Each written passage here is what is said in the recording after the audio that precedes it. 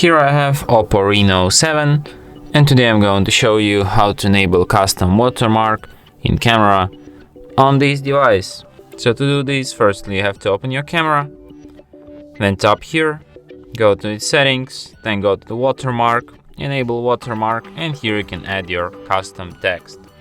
So here you can add your tag or something, maybe your name or some other information, but only 10 characters, unfortunately.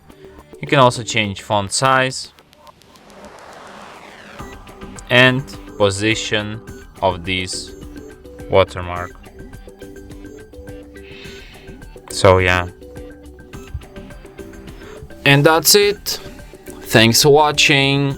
If you find this tutorial useful, don't forget to hit that like button and subscribe to our channel.